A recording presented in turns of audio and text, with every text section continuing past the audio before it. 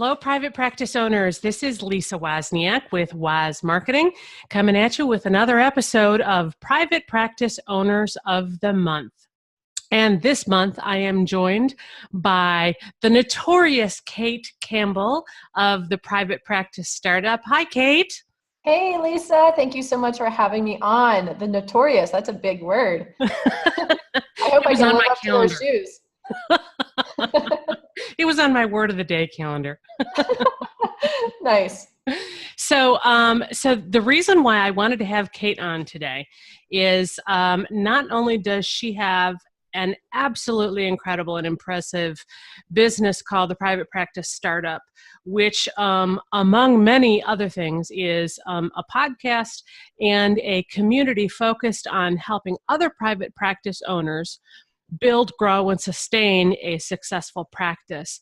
She is also a very successful practitioner herself and has gone through the ranks and moved from solo practitioner into group practitioner, and really wanted to talk to you, Kate, today about your experiences in going from solo to group practices to a group practice, and what the marketing is like between those two scenarios. How did you make that transition from being a solo practitioner to owning your own group practice? That's a great question. And I guess it'd be a good place for me to share a little bit about my story and the journey from solo practitioner into group practice owner. I graduated with my master's degree in 2006. And at that point in time, I was a registered intern here in the state of Florida. And when I was studying in the graduate program, I knew that I wanted to go into private practice. I knew that that was the direction for me, even though there was a lot of guiding and recommending for clinicians to get more experience in community mental health. I did some of that for a short period of time while I was working on my licensure hours. And I stepped into the world of private practice pretty early on. And at that point in time, I was renting space from a licensed clinician. And I come from a family of entrepreneurs. So I had this innate belief that if I build it, they will come. I call it the Field of Dreams mentality. If you remember that movie, The Field of Dreams. And I quickly learned that that's actually not how it works in private practice. So you'd think that coming from a family of entrepreneurs and people who own their own businesses, that I would have more knowledge about business, but I didn't go to school for business. I went to school to become an excellent clinician. So as I was studying in my master's program and went on for my PhD directly after, I was focusing on all of my clinical skills and really honing in on those. So when I got into private practice, I was renting space and from a lovely clinician, and I was also paying a lot of overhead expenses because I was paying for my own room. I furnished everything. I got my own business cards, and I was thinking, hey, I've got it all. I've built this business. I've got incorporated. I got this beautiful office. Where are the clients, right? So I learned pretty quickly that that's not really how it works in private practice, and I really had to go on this mission of learning as much as I could about entrepreneurship and branding and marketing. And I really fell in love with all of that. So I was doing a lot of training, and unfortunately there weren't a lot of resources out there at the time for learning how to build a private practice. And so it was quite a journey. It took probably a lot longer than people usually take nowadays because there are such a wealth of resources just like what you offer, and a lot of free content for practice building. So as I was going through that journey as a solo practitioner, I also partnered with different mentors and was working with people, got some coaching along the way, and really learned what was missing in my own private practice. And I ended up dissolving that initial brand that I had created. And a few years later, after I graduated with my PhD, I knew throughout that journey that I wanted to transition into a group practice. When I launched my group practice in 2011, just around the same time that I had graduated with my PhD, it was off to the races. We're established down here in South Florida, and our company is Bayview Therapy. We're in East South Florida. It's a beautiful place down here, and again, everybody specializes in different areas, and we have, although it's a very much a team environment. We all support each other and collaborate and make a lot of internal referrals and that sort of a thing. At what point did you recognize that there was going to be a need for marketing in your group practice? Mm-hmm. Yes. Well, I learned pretty early on about the need for marketing because I didn't really know. I had an idea in my mind that I would need to build some referral relationships. And when I got into private practice early in 2006, I didn't know of a lot of online strategies. I, had built my own website, which looking back, I wish I had taken like screenshots of it or something because it was a really crappy website. I would be mortified to show it nowadays. I think I built it through Dreamweaver, which was like a really complicated platform and all of this stuff.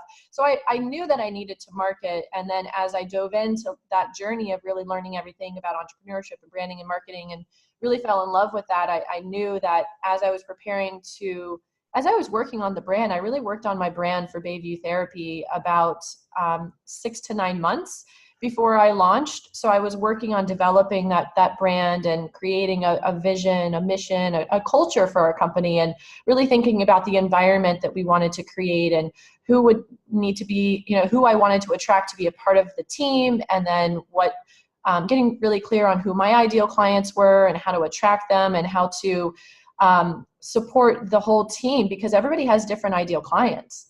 And marketing solo practice is very different than marketing a group practice. That was going to be my next question, is how are they different? Yes. So when you're a solo practitioner, you are your brand, right? And it's just you. And so it's really important to get very clear on who your ideal clients are within your target market, and then to create your niche and really bring your strengths and your unique styles and your unique approach and the services that you provide to meet the needs of your ideal client, right? So that's very individualized. And so you can get super specific on who your ideal client is, the clients that you're most fulfilled by, that you do your best work with, that you're most impacted by, and they're the most impacted by you. When you have a group practice and we have 15 people on the team, 15 clinicians, that's 15 different ideal clients.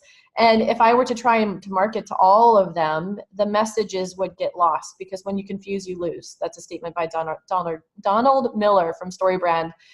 We love his work, and it's so true. So marketing a group practice, it's a little bit more generic on our homepage. I think our headline on the homepage is, "You deserve to be happy, let us help."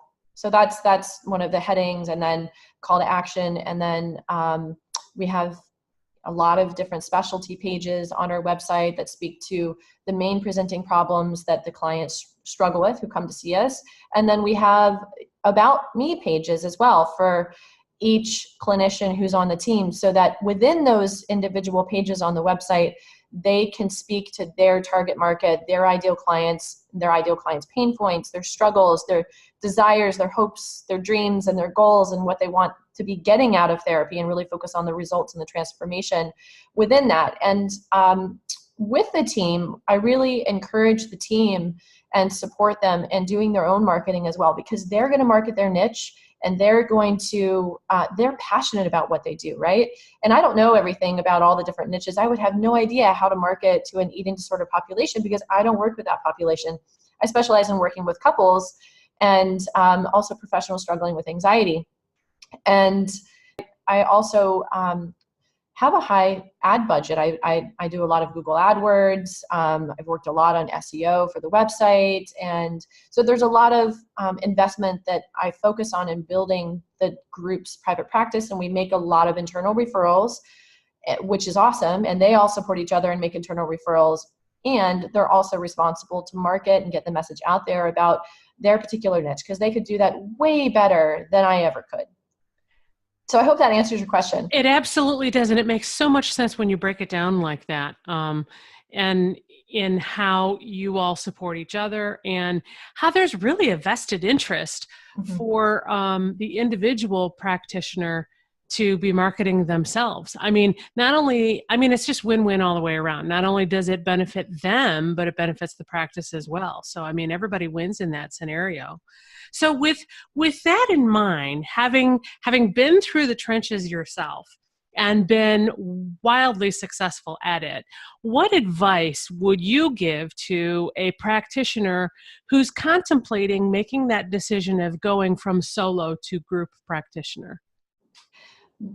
There's a lot more skin in the game when you're building a group practice, and there's a lot more risk associated with that. Our group practice, we've been where we are now for just shy of 8 years, and we're actually just getting ready to expand into a bigger office with more therapy rooms and a media production room and all sorts of things. And so I'm kind of going through this process right now where we're actually doing a build out in this brand new office, and everything's going to be designed to our exact specifications. And it reminds me of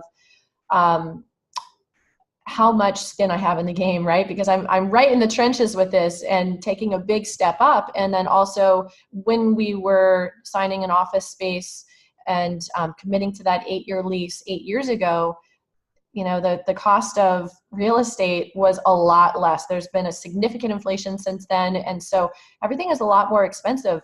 Creating a group practice is definitely a huge investment, and there's a lot more risk with that. So my recommendation would be, if that's a dream of yours, if that's something that you want to invest in, to make sure that you give yourself a lot of time to prepare, to really look at the numbers and make sure you know what you're doing before you get into the game, because it is a huge investment and there's a lot of risk. And then it's also really ideal to have some relationships with other clinicians already established. See, now as we're taking this leap into this much bigger practice, and it's a 60% increase in what my rent costs me now. So it's a big leap. And I have a thriving group private practice. So I know that looking at the numbers that we can make this work, and we can grow and we can expand.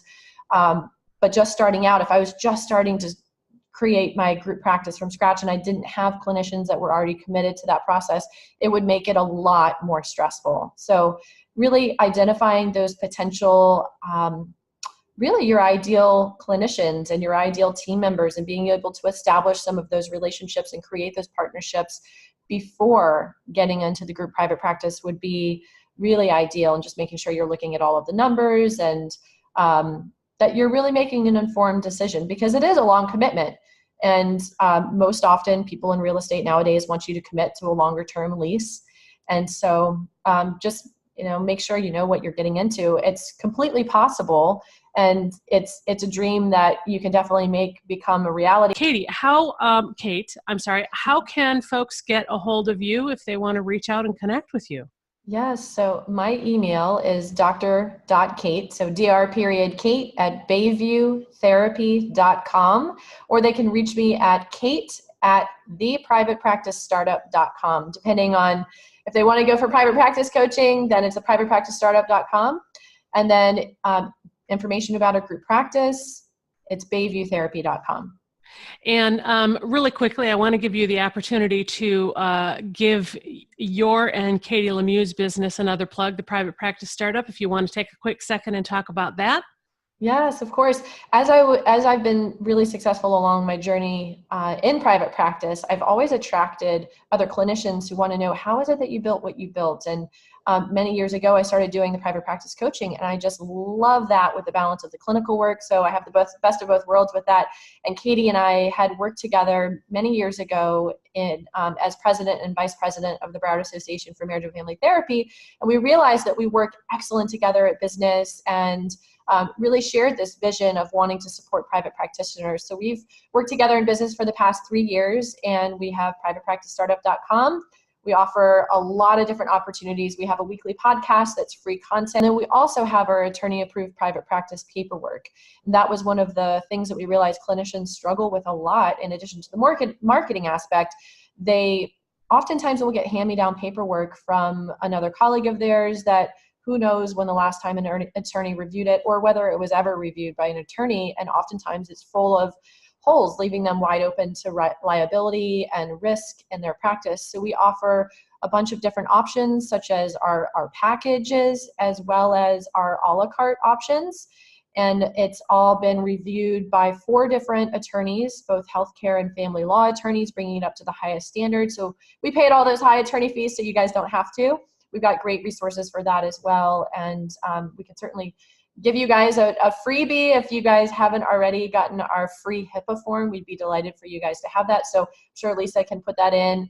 And can you say what the link is for that real quick? Yes. If you head over to privatepracticestartup.com, under our resources tab, there you'll be able to see our free HIPAA download. So you can click on that. And you also have the opportunity to get our release of information for just $5. So it's a total of $58 worth of paperwork. So we're always looking for ways to support people and really help them go from startup to mastery in private practice. Fantastic. Thank you so much for taking the time to talk with us today. Folks, this is Kate Campbell from the Private Practice Startup and Bayview Therapy. And talking about the marketing from a group practice perspective. Thanks so much, Kate, for taking the time to chat with us today. It's been really great having you as our Private Practice Owner of the Month. Thank you so much for featuring me. It's an honor to be here and always great to connect with you. I just love what you're up to, and it was fun. Oh, absolutely. Well, listen, folks, hope you have a fantastic day. This is Lisa Wozniak with Woz Marketing, helping you navigate your yellow brick road.